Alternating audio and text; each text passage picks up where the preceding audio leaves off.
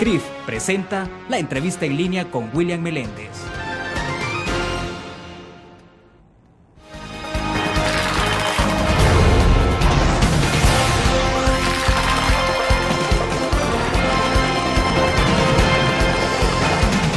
Lunes 26 de septiembre de 2011, es un gusto que nos acompañe en la entrevista en línea cuando estamos al inicio de la semana. Saludos a ustedes que diariamente nos acompañan a través del www.laprensagráfica.com y también a nuestros televidentes que están con nosotros en Canal 25 en señal abierta a las 9 de la noche. Pueden enviar sus comentarios si lo desean. Ahora iniciamos colocando en agenda un tema muy vinculado al entorno de la celebración del Bicentenario que se aproxima. Queremos reflexionar sobre algunos importantes acontecimientos históricos generados alrededor de 1821. Esto será a partir de una investigación realizada por un mexicano investigador. Se trata de Mario Vázquez Olivera, quien trabaja en el Centro de Investigaciones sobre América Latina y el Caribe en la Universidad Nacional Autónoma de México. Es profesor en la Facultad de Filosofía y Letras de la misma universidad y se especializa en historia de Chiapas y Centroamérica. Ha venido a nuestro país justamente a presentar el libro El Imperio Mexicano y el Reino de Guatemala. Justamente este libro que tenemos acá en nuestras manos es esta publicación que será dada a conocer el día de mañana para que todos ustedes puedan darle seguimiento. El libro, decíamos, se denomina El Imperio Mexicano y el Reino de Guatemala, Proyecto Político y Campaña Militar 1821-1823. Mario, es un gusto que nos acompañe. Bienvenido. Hombre, muchas gracias. Bueno, Mario, entonces el libro será presentado el día de mañana, es decir, este martes. Este martes a las 6:30 en el Museo de Antropología, el Museo David J. Guzmán. Sí. Ahí va a ser. Es un evento que organiza la Embajada Mexicana junto con la Academia Salvadoreña de la Historia. A ver, ¿cómo comienza esto primero, la cuestión de la investigación, y quizás antes de entrar ya más en los detalles, porque el libro me decía antes de comenzar, fue lanzado en México en el marco del Bicentenario de la celebración en México. Sí. Y ahora estamos coincidiendo con las celebraciones en nuestro país. Sí, sí. Bueno, es porque es un libro que trata de un momento que une a México y a Centroamérica en la consumación de la independencia en 1821. Entonces es un libro que tiene que ver con la historia de México, la independencia nacional de México, pero también en mucha medida con la independencia de Centroamérica y desde luego El Salvador de manera muy destacada. Ya, entonces, ¿cómo comienza? Es decir, ¿qué es lo que activa el poder trabajar, el trabajar esta investigación? Me parece muy interesante, el Imperio Mexicano y el Reino de Guatemala. Bueno, hace muchos años, justamente lo que comentábamos antes de iniciar la transmisión, yo estaba casado con una salvadoreña, con quien conservo un gran cariño todavía. Al terminar el conflicto, ella vivía en México conmigo, me dice quiero regresar a mi país. Uh-huh. Y yo digo, bueno, pues vamos. Y pienso en un tema, yo en ese tiempo estaba iniciando mi carrera de investigación, pienso en un tema que una la historia de México y la historia de El Salvador. Y entonces me pongo a hacer planes y encuentro este tema que es en ese momento tan poco conocido.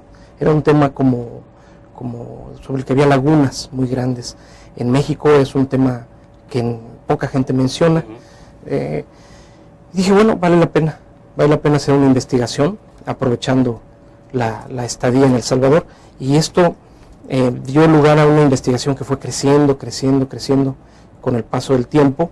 En ese tiempo yo trabajé como aproximadamente poco menos de un año en la Universidad del Salvador, en el Instituto de Investigaciones Históricas, y conocí a colegas historiadores y cientistas sociales salvadoreños que estimularon mucho, y también amigos del medio artístico que estimularon mucho mi investigación y le dieron por decir así, un sabor salvadoreño. Si yo esta investigación lo hubiera hecho solamente en México, tendría un sentido mucho más mexicano, podríamos decir, en cuanto al enfoque, el sesgo, ¿verdad? Pero al desarrollarse la investigación aquí, tiene digamos que es producto de un encuentro de tradiciones historiográficas, de conocimientos y también de sentimientos que se Claro. mezclan entre lo mexicano y lo centroamericano. Lleva mucho tiempo poder establecer cuál es el punto central de la investigación, me imagino, porque se lee muchísimo, pues hay que investigar muchísimo. Mucho. ¿En qué Sí. momento decidir cuál es el rumbo que debe tomar esa investigación y en qué momento decidir, no necesariamente el título, sino el eje transversal de esa Sentido, investigación? sí.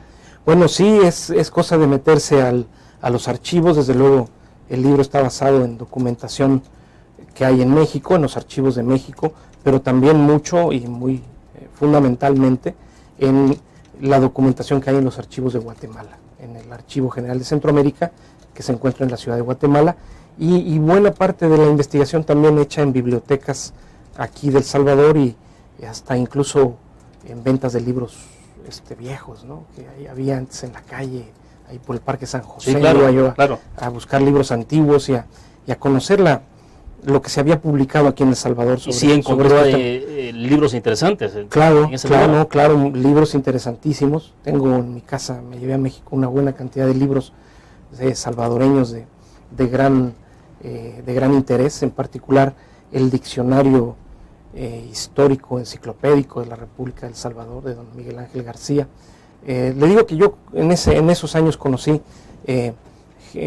profesores, archivistas de aquí del Salvador que me orientaron muchísimo en mi trabajo. ¿Cuánto tiempo llevó trabajar este libro, tenerlo ya depurado? Ay, son varios años, ¿no? Hasta me da pena decirlo porque me tardé entre que empecé y que se Sí, publicó. Puedo decirte que hubo alrededor de 10 años fácilmente. Claro, no de trabajo continuo en el libro, sino por tramos, ¿verdad? Exacto. Trabajé por tramos, lo fui creciendo. Sí, sobre todo porque si se distribuye una investigación en El Salvador, Guatemala, México, o sea, no se hace de un día para otro. Bien, debo hacer en este momento, Mario, nuestra primera pausa comercial. Cuando regresemos quiero que entremos ya en materia, un poco sobre el contenido, porque bueno, acá estamos viendo que se refleja la historia de Agustín de Iturbide y su intento de anexar el reino de Guatemala al Imperio Mexicano. Claro. Me parece que es el punto de partida, pero bueno, vamos a entrar en detalle después de la pausa comercial.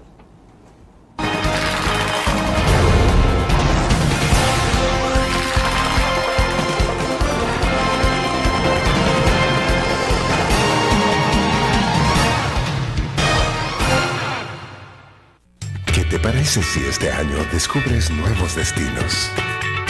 Alcanzas tus metas. Manejas nuevos triunfos sin más preocupaciones. Cuenta con nosotros para lograr todas tus aspiraciones. Los créditos de la Agrícola te acompañan para que puedas crecer hasta donde te lo has propuesto. Solicítalos al 2210-9800 en bancoagrícola.com o en agencias. Banco Agrícola. Tu periódico es dinero, porque ahora puedes pagar con la prensa gráfica. Busca y recorta en tu periódico El Dinero, que podrás canjear en los establecimientos de nuestros aliados. Encontrarás uno cada día.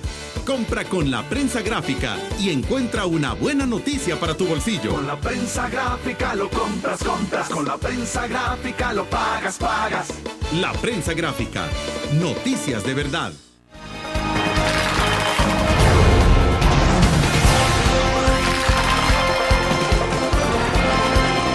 Y tenemos el gusto de que nos acompañe esta mañana en nuestros estudios Mario Vázquez Olivera. Él es un historiador mexicano que ha escrito justamente el libro que se denomina El Imperio Mexicano y el Reino de Guatemala. Esta es una publicación, una investigación histórica muy importante que estará lista a partir de mañana probablemente en las librerías. Asumiríamos que mañana entonces, Mario. Esperemos. Bueno, Mario, para entrar un poco ya más en el fondo del contenido de esta investigación, decía, tengo la impresión de que esto refleja en esencia la historia de Agustín de Iturbide y el intento por anexar el reino de Guatemala al Imperio Mexicano. Sí. Ahí comienza, ¿es el punto de arranque? Es el punto de arranque. La historia es, digamos, relativamente sencilla pero profunda, ¿verdad? Cuando se consuma la independencia, pues las personas y los dirigentes políticos del momento dicen, ¿para qué la independencia? Y desde luego ellos tienen en mente grandes proyectos a partir de la independencia. Piensan que la independencia va a traer una serie de beneficios económicos, sociales, políticos. Entre estos grandes proyectos está la idea de convertir, de la parte mexicana, de convertir a México en una potencia continental, era el virreinato más grande de América Latina, pues tenía la idea de que podía llegar a convertirse precisamente en una potencia, en el imperio mexicano. Como parte de ese plan se contempla incorporar todo lo que era el reino de Guatemala, es decir, la Capitanía General, a este imperio, porque en ese tiempo se consideraba que pequeñas provincias no podían llegar a ser países independientes. Por eso es por la parte mexicana. Entonces viene esta idea de vamos a hacer una invitación, ¿verdad? Claro, una invitación que lleva una cierta dosis de coerción, de presión, ¿verdad? No es tanto así como de manera voluntaria, o sea. Bueno, es una invitación como quien dice, los que se quieran unir, qué bueno, ¿verdad? Y los que no se quieran unir, es mejor que quieran, ¿verdad? Es de una manera sutil, pero clara esta actitud. En Guatemala, El Salvador, Honduras, Nicaragua, hay reacciones diversas. Hay gente que está de acuerdo y apoya de manera muy entusiasta el plan. Hay otras gentes que se oponen. El proyecto de Iturbide no solo era ser una gran potencia, sino convertir a México en una monarquía. Entonces hay gente en Centroamérica, como también la hubo en México, que no estaba de acuerdo en que el nuevo gobierno tuviera un carácter monárquico. Sí, sí. Entonces, cuando viene esta coyuntura, se disparan una serie de situaciones, de conflictos que van desde este nivel, entre monarquía y república, o también conflictos entre una provincia con otra provincia, dentro de las distintas provincias, una ciudad que rivaliza con otra ciudad o con otra región. Claro. En fin, es decir, al caer el dominio español, se desatan una serie de situaciones conflictivas que dan la impresión de que se está produciendo una especie de caos que contrasta mucho con una trayectoria relativamente pacífica que había seguido todo el istmo centroamericano en esos años. Mario, y desde el Imperio Mexicano en ese momento entonces, al entrar en alguna especie de conversación o plática con el Reino de Guatemala, se asumía automáticamente que estaba Centroamérica entrando en todo este proceso. Sí. O entraron en un momento también donde hubo conversaciones ya de manera bilateral con países. Sí, precisamente las respuestas fueron en principio bilaterales, como tú le dices. Los primeros son los de Chiapas. Las autoridades de Chiapas dicen, sí, yo sí quiero. También una parte de Honduras, la parte de Comayagua, que era entonces la capital. También Nicaragua, con todo y Costa Rica, dicen, sí, nos unimos. En Guatemala y El Salvador, sin embargo, hay mucha polémica y hay resistencia a que se dé la unión.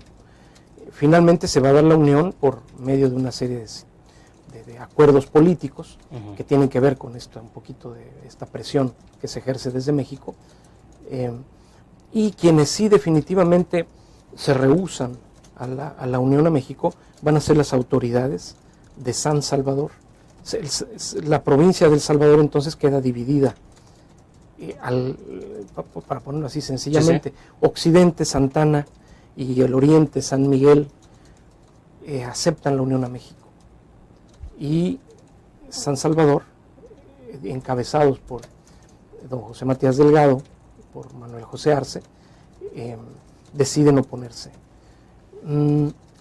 Aquí vienen estas dudas, dice uno, bueno, ¿y por qué San Miguel quisiera la unión? Pues hay muchos elementos ahí que se pueden desglosar, eso de algún modo está planteado en el libro, pero lo que te puedo decir como sintéticamente es que hay gente que sí considera que es posible formar una república independiente, y hay quienes dicen, no vemos aquí posibilidades, lo que más nos conviene es buscar la protección de un gobierno más fuerte, más poderoso, más prestigiado, por decirlo de algún modo.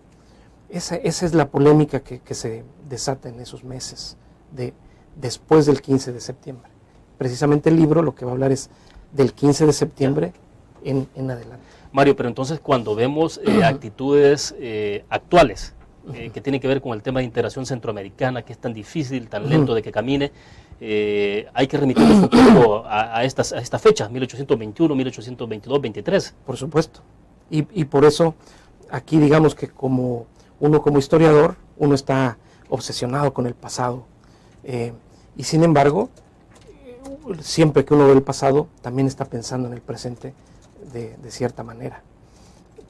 Esto que dices es muy importante, no nada más para lo que se refiere a la integración centroamericana, sino también a estos proyectos que más recientemente se han planteado de algún tipo de articulación entre México y Centroamérica. El proyecto mesoamericano, se habló en un momento Plan Puebla-Panamá. Todos esos planes y proyectos tienen sus antecedentes en este momento en el que tanto México y Centroamérica tienen que decidir, caminamos juntos, caminamos por separado, qué tipo de relación puede existir entre nosotros, qué tipo de relación puede existir entre las distintas partes de Centroamérica. Ya, debo hacer una pausa. Cuando regresemos a lo mejor hablamos un poco sobre esas resistencias que se dan y tratando de ubicarlas en el contexto actual, porque creo que ahí está la conexión. Un poco claro. Hay muchas de estas cosas que están en nuestra genética histórica de actitudes, me da la impresión. Vamos a la pausa comercial y volvemos.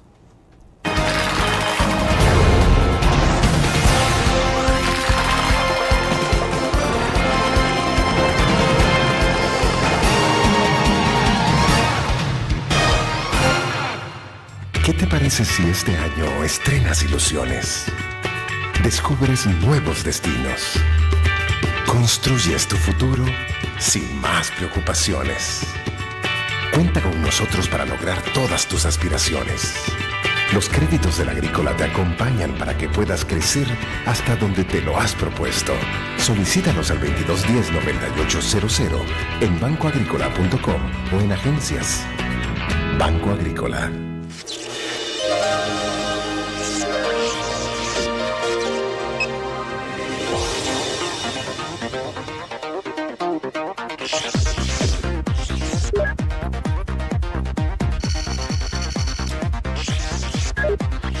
Estimulamos tus sentidos para que leas, veas, escuches e interactúes con la verdad.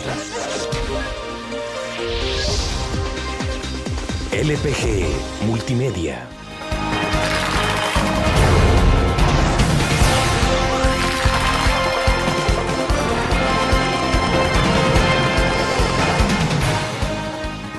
Mario, entonces, ¿qué será que parte de veces de las resistencias, de las dudas a un proceso de integración centroamericano y luego de esa unidad que puede existir con México, está un poco metido en el gen histórico de estos pueblos o qué? Sí, pues podría decirse así, ¿verdad? Nacemos a la vida independiente con esa gran pregunta. Nos unimos, nos integramos, ¿qué relación vamos a tener en México y Centroamérica? ¿Qué relación van a tener salvadoreños, guatemaltecos, hondureños? Una relación de integración, lo que se intentó en ese momento de primero un imperio, una gran unión, o después la República Federal, ¿verdad? La unión hoy le llamaríamos la formación de bloques regionales, en ese momento que dio lugar a expectativas y a la formación de estos referentes tan importantes en la identidad centroamericana como es el unionismo, este sentimiento de los centroamericanos de formar parte de una patria común, de tener una identidad y de un proyecto nacional que nunca cuajó. Y lo mismo de parte de México, el nacimiento del país y percatarse desde 1821 que México tiene necesariamente, el Estado mexicano tiene necesariamente que poner atención en Centroamérica por una serie de consideraciones de carácter estratégico, político, económico, y también esta pauta, como comentábamos, de México, de querer ser y no poder, el gran hermano mayor que abrace a Centroamérica, no con desdén y no con prepotencia, sino con un verdadero sentido de cooperación. Y si te fijas, esos son temas que están hoy en la agenda cotidiana, actual. Y si uno revisa la historia, y eso es lo sorprendente, eran precisamente los mismos temas del momento de la independencia. Sí, interesante, ¿no? O sea, las dudas, las inquietudes que había en el proceso de integración, hablamos en corte comercial sobre la parte financiera. Claro. De en qué momento, en aquel momento, Claro. de 1821 en adelante, por ejemplo, ¿qué pasa con México? O sea, ¿por qué en un momento determinado no se logra desde México, por ejemplo, generar ese incentivo adecuado para los países, para esta región? Para Centroamérica, sí. Ese es una de las, digamos, ya el corolario, ¿verdad? El resultado final de esta coyuntura. Muchos centroamericanos tenían expectativas en México, al romperse los lazos con España, pusieron sus expectativas de protección, repito, como de ser abrazados por una potencia, y vieron en México un país más rico, un país con recursos que pudiera jugar ese papel. Lamentablemente la realidad fue que el imperio de Agustín de Iturbide tampoco contaba con los recursos para emprender esta política. Estaba la independencia en México trajo consigo una gran crisis económica, sobre todo una crisis financiera, y el gobierno no tuvo los recursos para financiar esta integración, Sí, sí. Que era lo que se esperaba y es lo que se espera en todo caso de la relación con un país más rico, mucho más grande. Entonces, son los mismos temas que se plantean ahora. ¿En qué medida podemos, en qué medida nuestros recursos, nuestras capacidades nos permiten jugar este papel? La historia nos enseña que, queramos o no, centroamericanos y mexicanos estamos íntimamente unidos, y a pesar de las fronteras, a pesar de las políticas de diferentes momentos, esta es una realidad que no podemos dejar de ver y a la que hay que enfrentar precisamente de manera creativa, de manera, ¿cómo podemos decir?, meditada, reflexiva, y desde luego en términos de estrechar nuestras relaciones. Claro. Mario, pero ¿qué es lo, en esencia, qué es lo que impide entonces que pueda avanzarse en todos estos procesos integracionistas en la actualidad, digamos? Uh-huh. Y viendo en retrospectiva, entonces, ¿qué es lo que inhibe de la posibilidad de que se pueda avanzar? ¿Es falta de recursos, iniciativas? Parece que siempre las ha habido, pero ¿qué es lo que fundamentalmente? ¿Falta de recursos o qué? Miren, en la actualidad yo no soy un experto en esos temas en la actualidad, pero yo pienso, claro, por eso decía, sí, si lo colocamos un poco en retrospectiva. Que históricamente ha sucedido eso de manera recurrente, ¿verdad? Por un lado ha faltado una iniciativa política más clara y un acuerdo político de todas las partes, un acuerdo satisfactorio. Por otra parte, las expectativas económicas que todos tenemos, que hasta hace relativamente poco era vincularnos cada quien por su cuenta con los mercados del mundo. Si recuerdas, hasta hace poco relativamente se habla de formar bloques regionales. Sí, exacto. Entonces ahora a lo mejor se abre una expectativa importante porque la onda en el mundo es formar precisamente bloques y unirse en términos económicos antes que políticos. Y a lo mejor por ahí va la clave. Perfecto, vamos a hacer otra pausa.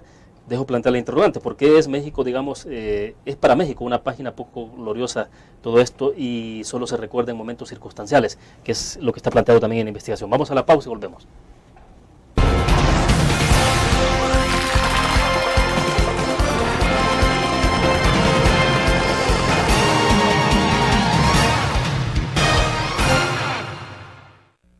¿Qué te parece si este año alcanzas tus metas?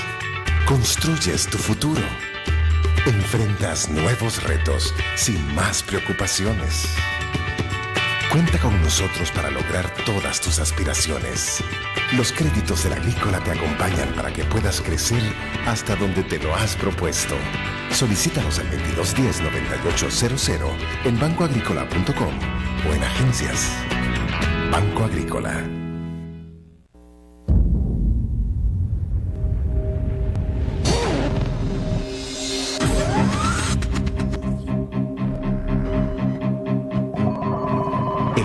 Una estrategia financiera desde los negocios y la actividad económica hacia toda Centroamérica. El Economista Regional una revista especializada donde encuentras el panorama empresarial y los principales movimientos financieros. El Economista, el modelo regional de información económica.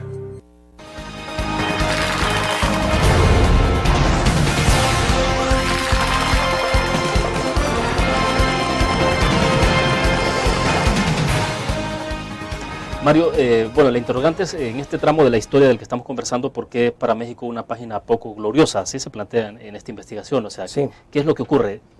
Es poco glorioso. A ver, tiene que ver con la manera en que se consuma la independencia en México, encabezada por el general Agustín de Iturbide, por medio de un pacto político que unifica a todos los sectores políticos mexicanos, inclusive los insurgentes, los más radicales de la insurgencia, y él, que era un militar conservador, por decirlo de algún modo, que había peleado toda su vida contra los insurgentes. Finalmente se logra este acuerdo político, se consuma la independencia, todo el mundo está muy feliz, 1821, pero muy pronto su gobierno comienza a desgastarse y él enfrenta una gran oposición, se corona emperador, no era el plan, y él asume la corona mexicana. Eso provoca todavía mayor molestia, y finalmente en 1823, o sea, 2 años después, es derrocado por un movimiento masivo, digamos, de repudio. En la historia mexicana, Agustín de Iturbide quedó como un personaje negativo, casi como una especie de usurpador, cuando pues, en realidad fue él quien encabezó el gran acuerdo que hizo posible la consumación de la independencia. Eso en cuanto a México. Entonces, sí, claro, todo lo que tiene que ver con Iturbide forma parte de una historia que se prefiere no recordar. Ahora, con relación a Centroamérica pasa un poco lo mismo. Se considera que la idea de unir a Centroamérica fue una acción despótica de Iturbide y que, desde luego, para México no reportó mayor beneficio ni mayor gloria haber tomado esta iniciativa. Y por el contrario, como resultado de esto hubo repudio de sectores importantes en Centroamérica, que también a su vez hicieron una especie de leyenda negra de lo sucedido.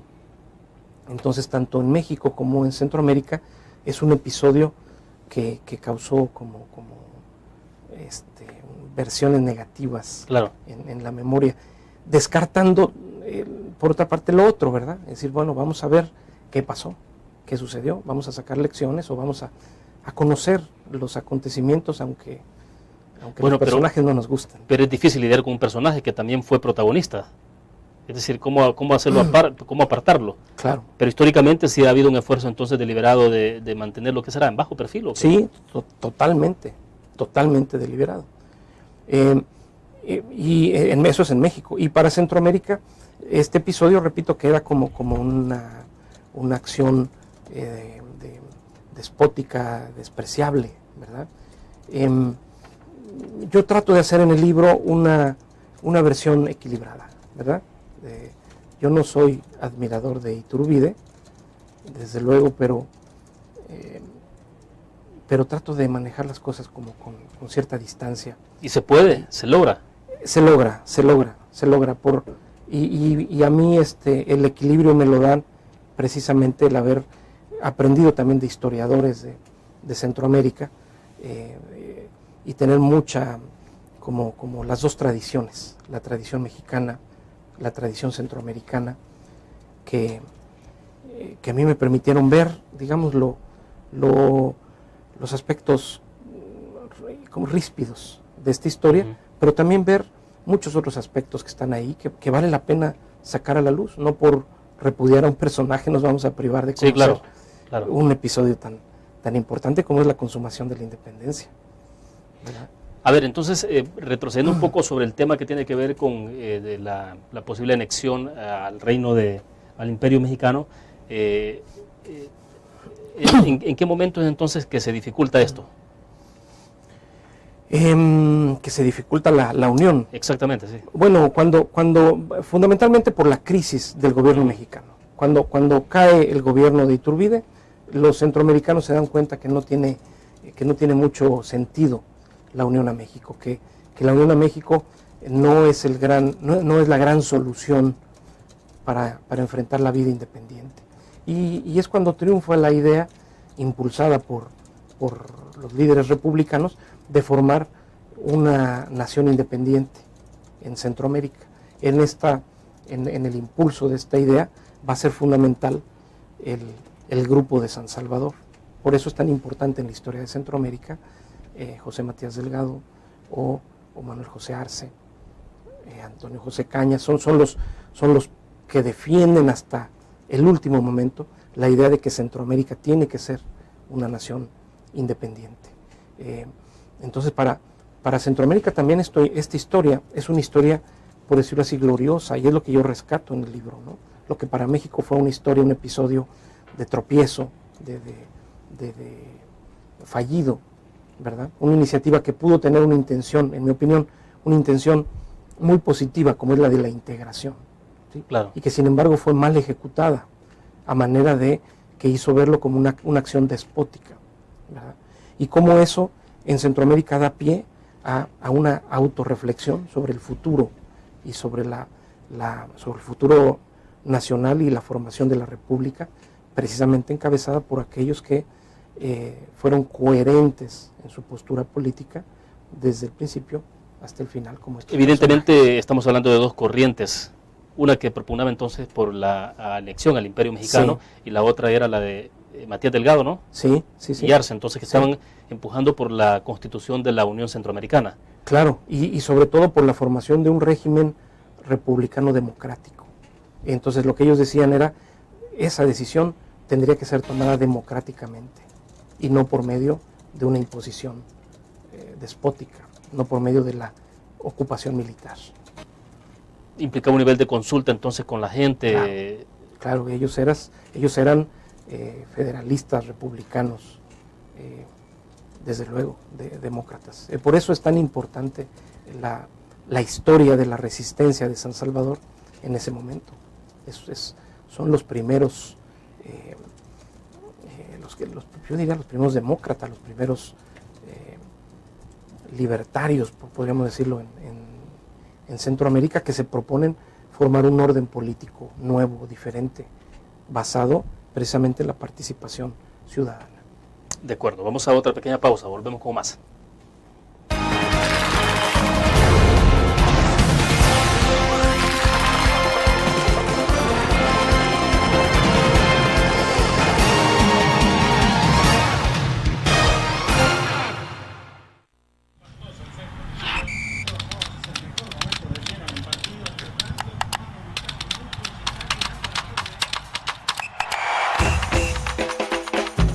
La emoción del deporte está en www.elgráfico.com. Ingresa al nuevo escenario deportivo y descubrí toda la pasión del deporte. Fotos, videos, fichas y resultados de las mejores ligas del mundo. Elgráfico.com. Conectados por deporte. Learn. La revista más innovadora y moderna de todos los tiempos. Única en su estilo, creativa. Un espacio exclusivo y reservado de entretenimiento y diversión, llevada al máximo. Blur. Time Out, Movie, lo mejor de la cartelera. Art. Shopping, la guía de la moda. Go, viajes cortos fuera de la ciudad. Blur.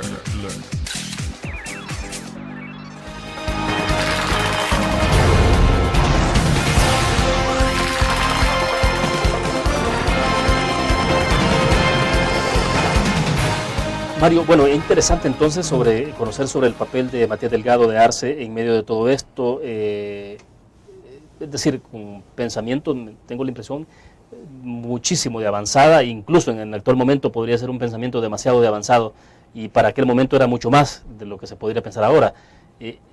¿Quiénes eran en esencia? O sea, ¿qué es lo que recogían ellos? ¿Cuál era el sentimiento que les embargaba entonces? Bueno, ellos eran dirigentes políticos provincianos, es decir, también estaban, digamos que a la sombra del poder tradicional de la capitanía de Guatemala, y encarnaban, yo creo que toda una nueva generación, casi yo diría un nuevo mundo, ¿verdad?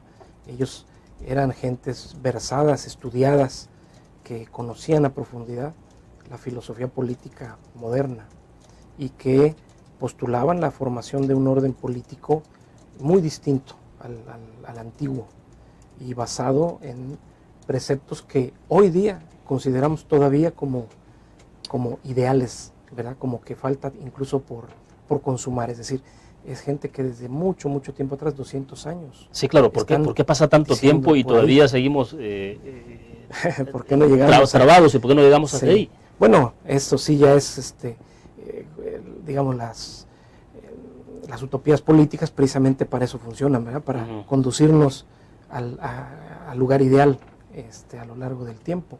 Yo pienso que la historia de Centroamérica lamentablemente ha impedido por muchas circunstancias, sobre todo la formación de un sistema social y político excluyente, autoritario, que predominó por muchos años, que se ponderara, que se valorara a estos personajes como tales, como representantes de tendencias libertarias, de tendencias democráticas dignas de mejor memoria, ¿verdad? A veces a los héroes se les tiene como decimos, héroes de bronce, o sea, como estatuas, como figuritas en los libros de texto, y no se tiene presente su pensamiento y sus aportaciones en términos de lo que serían importantísimas para el día de hoy. ¿Qué es esto? Los valores de una sociedad democrática, pluralista, de vanguardia. José Matías Delgado era un hombre de iglesia, pero con un pensamiento avanzadísimo en su tiempo, en temas tanto de religión como de política. Manuel José Arce no fue solo el fundador del ejército, como se le suele recordar. Sí, claro. Él fue un ciudadano, él nunca fue un militar de carrera, él fue un ciudadano comprometido con las causas de su momento, que fue perseguido, que se jugó la vida, que después además tuvo una etapa de formación política. Fue el primer presidente de Centroamérica, impulsó la causa de la Unión, y luego fue exiliado, también le tocó vivir la amargura del exilio. Pero ¿será que con el tiempo todos esos valores, esos principios se han ido distorsionando y al final han quedado remitidos exclusivamente, de manera exclusiva hacia ciertos hechos muy particulares, muy específicos, pero no en la magnitud en que... Sí, totalmente de acuerdo. Quedaron convertidos en personajes de tratamiento superficial de algún modo. La gente los conoce por su nombre, porque en la escuela los enseñan, pero no se ha profundizado en su pensamiento. Y esto yo quiero aquí hacer reconocimiento de cómo lo conozco, cómo lo aprendí, de amigos universitarios de El Salvador. Yo tuve enseñanzas muy grandes del doctor Adolfo Bonilla, que es experto en este tema, que me muestra el pensamiento complejo y rico de estos personajes. Aquí hay mucho de donde aprender todavía de estos personajes de la historia salvadoreña. Pero ¿qué es lo que va bloqueando que se pueda conocer todo esto? ¿En dónde estará el asunto? O sea, ¿hay sectores interesados en que solo se conozca un rostro de estos actores importantes, o es de una forma, quizás sin saberlo, de forma deliberada, de apartarlo? No, yo creo que ha habido esfuerzos importantes por darlo a conocer. Mira, desde Francisco Gavidia, que escribió un libro muy interesante que se llama Historia Moderna de El Salvador. Estamos hablando hace 100 años que escribió Gavidia este libro, quizá un poco más. Él plantea a la manera de su tiempo estos elementos con mucha claridad. No, yo pienso que sucede que hasta hace realmente pocos años se volvió a hablar de democracia, no digo aquí en este país, sino en América Latina, en México, también pasó lo mismo. Hasta hace relativamente poco tiempo, hablar de democracia era hablar de una cosa muy abstracta, ¿verdad? Cuando ya hablamos de democracia en términos concretos, nos podemos remitir a estos referentes históricos con más conocimiento. Ahora, lo que aquí vendría como algo necesario sería una labor desde los medios académicos y desde el sistema educativo, pero también de los medios de prensa, la difusión de estos elementos, también a la educación de la clase política, decirles, oigan, agarren un libro de historia y vean cómo esto que es tan importante para nosotros hoy, la democracia, tiene toda una trayectoria en la historia del pensamiento en El Salvador y en América Latina. Pero ese pensamiento terminó siendo demasiado politizado o instrumentalizado en términos ideológicos. ¿Ha ocurrido eso? Claro, es decir, los personajes y sus ideas siempre suelen ser utilizados por los políticos en función de proyectos muy inmediatos y a veces despojándolos de su sentido original. Esto lo comentaba, es el caso de estos dos personajes, Matías Delgado y Manuel José Arce, que han sido vistos por unos con un sentido, con otros con otro sentido, que uno dice, no, es que no le han encontrado el verdadero sentido a estas figuras. ¿Serán dos personajes poco comprendidos entonces, si lo vamos a ver de esta manera tan simple, digamos, pero bueno, derecha, izquierda, no ha sabido entender o asimilar el pensamiento? Claro, lo que se dice, ¿no? Manuel José Arce, el fundador del ejército de El Salvador, bueno, eso tiene un mérito, pero no fue la esencia de Manuel José Arce. O visto por autores, historiadores como Roque Dalton, que lo denosta, ¿verdad?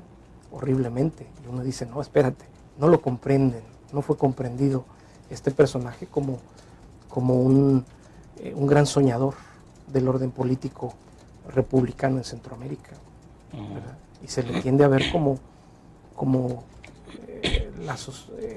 Roque Dalton lo pinta como un rico hacendado únicamente interesado en sus beneficios de clase, ¿sí? Sí. Y eso pues, también es una visión chata sobre gentes que promovieron el cambio político. Esos son los que se confrontan con Iturbide, precisamente, ¿verdad?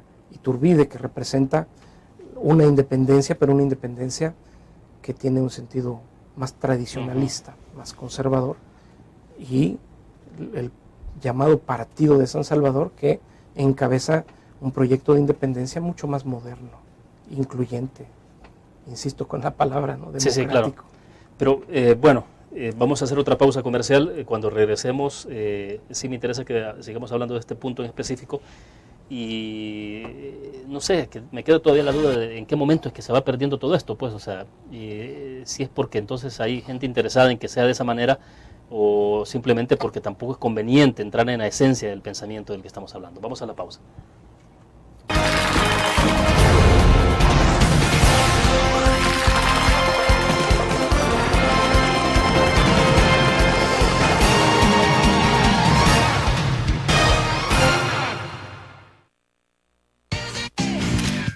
Blur, la revista más innovadora y moderna de todos los tiempos.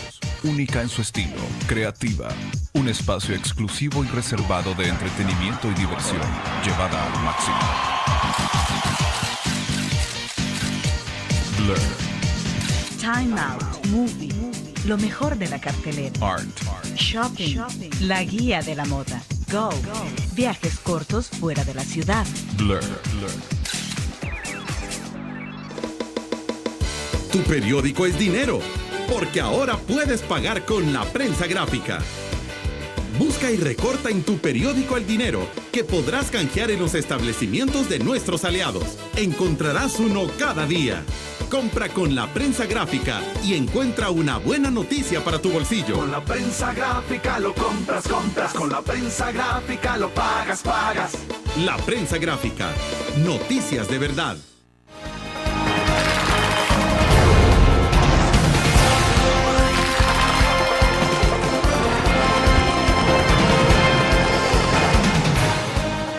Bueno, Mario, creo que sí, es que es bastante apasionante, sobre todo porque hay tramos de la historia que, o no sé, de repente se reproducen de forma distorsionada o o de manera muy superficial, entonces lo que va quedando de estos personajes es, como decíamos en el segmento pasado, lo que planteaba de que Manuel José Arce, fundador del ejército, y hasta ahí llegó todo, se le tiene ahí en el museo y toda es la cuestión, pero el pensamiento, la esencia de lo que queda de ellos, ¿no? Claro, bueno, esta es una responsabilidad social, ¿verdad? El conocer y preservar y reflexionar sobre estos elementos.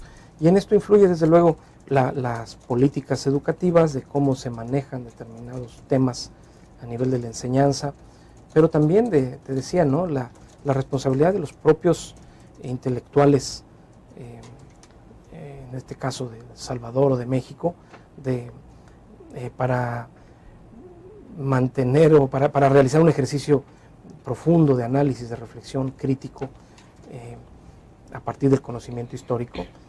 Y en esto pues me preguntaba si había una responsabilidad o si había habido una política de ocultamiento. Yo más que política de ocultamiento pienso que tiene que ver con a lo mejor una política de olvido, como en el caso de México sucede con lo de Iturbide, que es rarísimo, ¿verdad? Que es la consumación de la independencia en México no se conmemora. Iturbide no tiene, yo creo que no hay ni una escuela que se llame Agustín de Iturbide, ¿verdad? Aunque es el consumador de la independencia.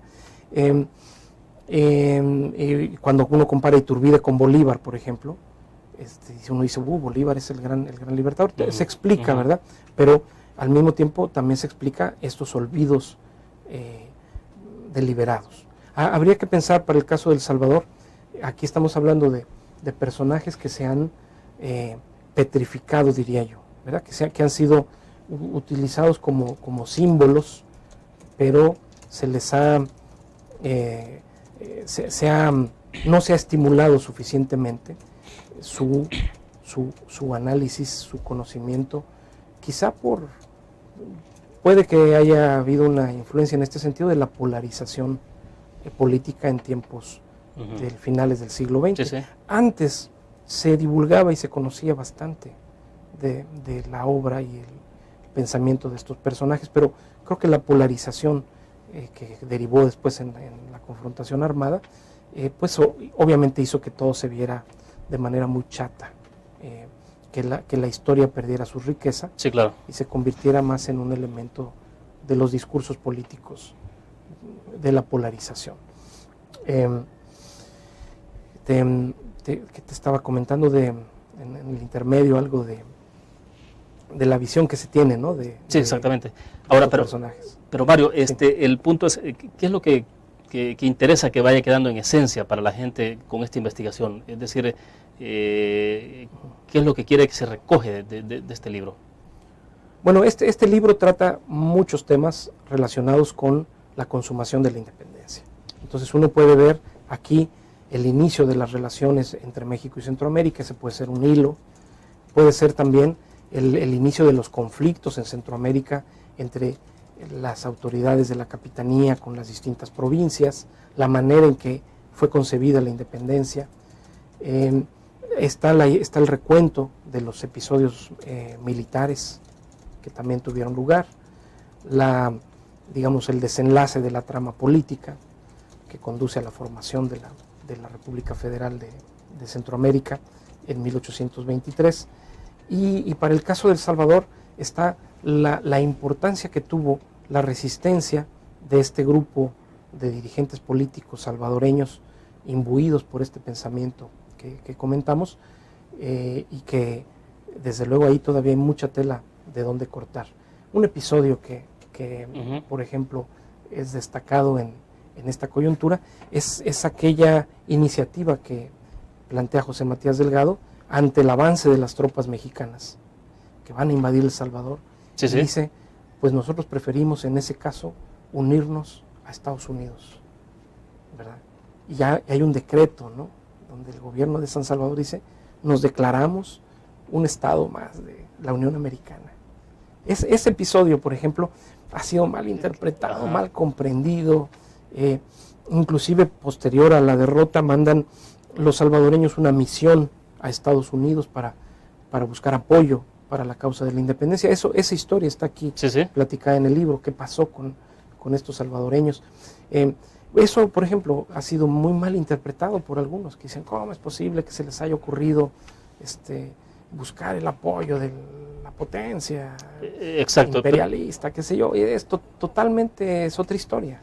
Pero ¿por qué se plantea? ¿Por qué Matías Delgado lo plantea de esa manera? De Porque, decir mejor con Estados Unidos y no con México. Claro, porque digamos con México siempre se ha compartido mucho más cosas que con Estados Unidos. En términos tal vez culturales, ¿verdad? Exactamente. Pero en ese momento, en términos políticos, Estados Unidos representaba una opción de organización política republicana, federalista. Es un régimen de ciudadanos libres en el sentido político, ¿no? Aunque existiera esclavitud en algunas partes. Sí, sí. Pero lo que representaba México era un modelo monárquico, era un modelo aristocrático de organización social. Entonces decía, bueno, si nos dan a escoger, exacto, si nos dicen con quién nos vamos, pues yo me voy con la gente que apunta a un orden político moderno, un orden político... O sea, para entender eso habría que ubicarse entonces en ese contexto, claro, de lo que estaba pasando, de que solo habían esas dos opciones. Claro, totalmente, ¿verdad? Bueno, había una tercera opción que era seguir siendo colonia de España. Entonces, pero estaba claro que eso estaba casi descartado. Claro, ¿no? O sea, exactamente. Y ese era el fondo, entender el fondo de esa digamos, de estas determinaciones en la coyuntura es importante. En este caso, la declaración de Unión a Estados Unidos se enmarca como una acción de resistencia. Es parte de la resistencia de los republicanos de San Salvador frente a la avalancha militar. Esto es parecido al momento en el que ocurre también una situación en la que se habla de cómo se propone, incluso a México, de la posibilidad de que El Salvador se anexe, más bien Centroamérica se anexe al Imperio Mexicano, que era más como una estrategia que se plantea, no era como una cuestión real de que hubiera de convicción de que había que anexarse. Para algunos era real, ¿sí? Para algunos era la mejor opción, para otros era como decir, pues, ¿qué nos queda? ¿No? ¿Qué opción tenemos? Y para otros sí fue vista, como tú dices, como medio engañosamente, ¿no? Vamos a decir que sí, pero en realidad vamos a hacer todo lo posible para que no funcione. Y para dilatar todo lo que los acontecimientos, ¿no? Porque había la amenaza de una invasión. Claro, claro, ¿no? Y hubo la invasión, además. Exacto. Por eso también para México, tú me preguntabas por qué es un tema poco glorioso, creo yo, junto con la Segunda Guerra Mundial, la única vez que tropas mexicanas han salido fuera del territorio en este caso, para forzar una unión política. Bueno, de ahí se explica que hay una cuestión de amor-odio con México, ¿no? Sí, hasta se ve reflejado a nivel de fútbol y todo ese tipo de cosas. Claro. Uno dice, bueno, ¿y por qué vienen estas cosas? Sí, o sea, yo creo que sería como lo que más refleja una especie de amor-odio, que es un poco ancestral, o sea. Supongamos que el mismo sentimiento que hay en el Estadio Cuscatlán cuando juega aquí México, imaginémoslo en 1821-22, y alentando el ánimo belicoso de los que se resisten a una imposición, como ellos la percibían, de una unión forzada. Claro. Así. De acuerdo, vamos a la última pausa comercial, volvemos.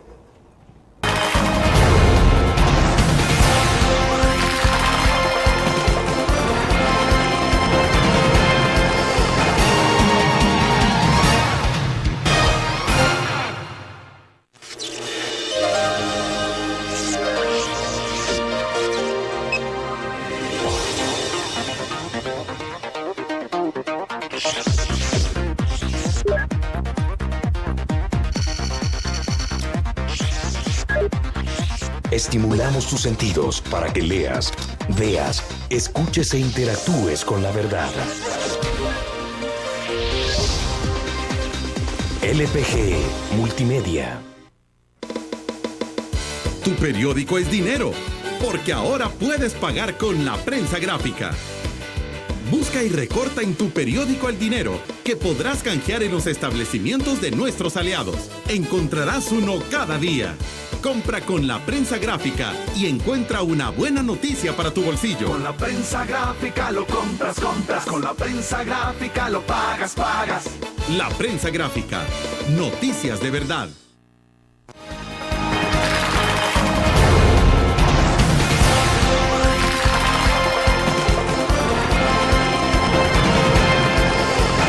Bien, estamos al cierre de la entrevista en línea. Rápidamente, porque sí se nos fue el tiempo. Mario, entonces el libro se presenta el día de mañana, de manera oficial. Sí. ¿Habrá una especie de qué es conversatorio? Sí, es un conversatorio con don Pedro Escalante Arce de la Academia Salvadoreña de la Historia, con que vamos a conversar precisamente, así como contigo, de esta temática.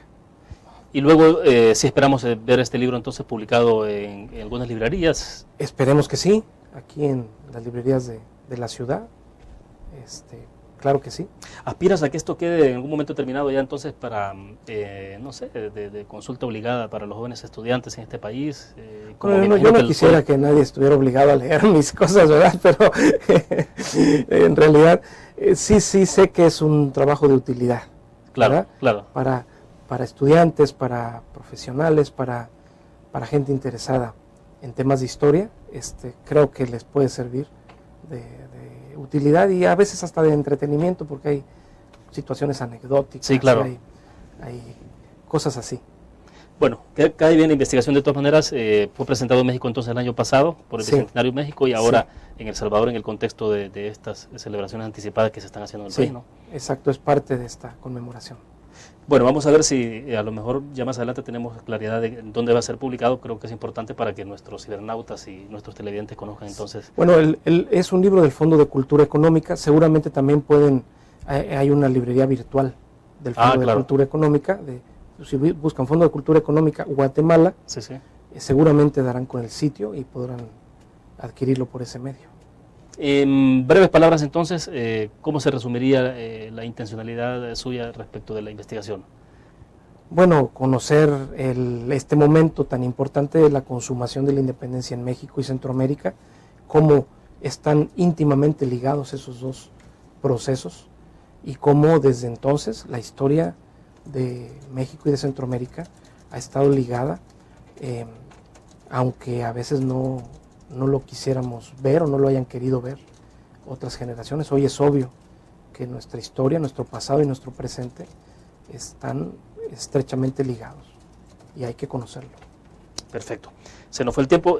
Gracias, Mario. Muy amable. Ha sido muy amable de tu parte. Bueno, terminamos de esta manera entonces la entrevista en línea. Gracias a ustedes por su fiel sintonía. Nos vemos mañana.